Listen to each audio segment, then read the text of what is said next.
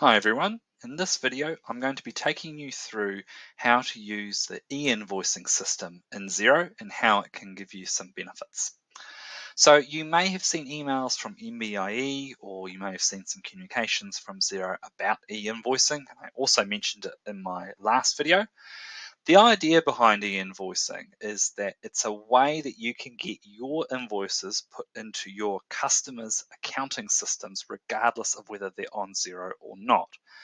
Some of you may have heard of the Xero to Xero function where you could send an invoice from one Xero file directly into another Xero file as a bill, and that would just save that data entry time.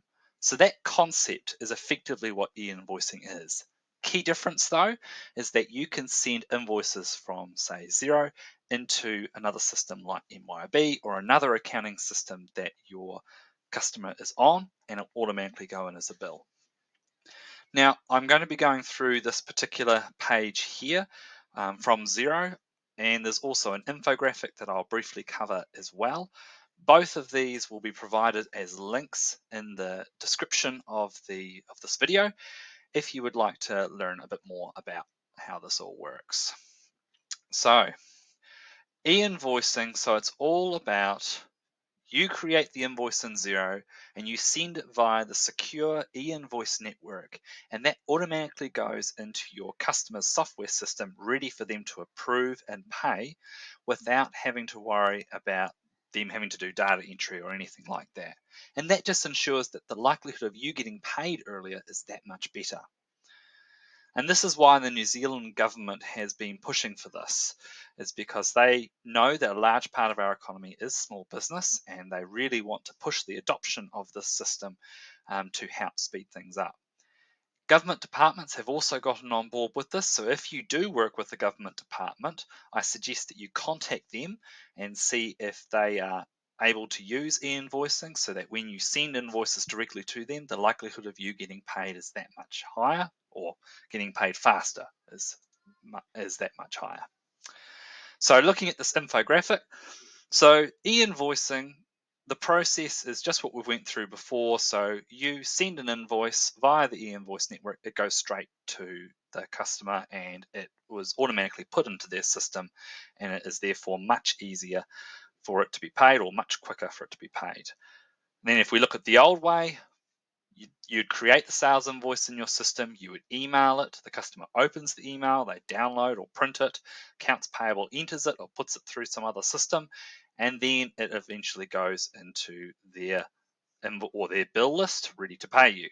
So you can see how sending via this way is more likely for you to get paid much sooner than the old way. And like I mentioned before, it is government backed and it is a secure network. To get started with e-invoicing, there's a couple of things you need to know. First thing is you need to be using the new invoice format in Xero. If you're not using the new invoice format, you cannot use e-invoicing. So if you want to learn more about the new invoice format, there was a link in the previous newsletter. Please feel free to go back and check that out. And it's also on all our Facebook pages. Other things you need to consider is in your Xero file, you need to make sure that your NZBN number has been filled out and your GST number. Any of your customers that you're going to send e-invoices to, you need to go into their contact cards in Xero and update their NZBN numbers as well. And that's the critical thing, because if you don't do that, then there won't be a link between your system and their system. NZBN number is like the customer's unique code that you can use to send those e-invoicing. And like I mentioned before, that if you supply the government, so you're a government supplier, reach out to whoever it is that you deal with or the department that you deal with and ask if they're using e-invoicing and if they're able to receive them, and you can then go ahead and start sending them e-invoicing. Now, if you are someone that wants to receive e-invoices from your suppliers, then there is a registration that you need to go through. It's quick and easy to do, and you can find the details to that by clicking on this link here. As I say, I'll include a link to this particular page and to the infographic as well with this video. Please feel free to go through that and check it out and let us know if you have any questions. And hopefully this will provide you with some faster invoicing and quicker payments.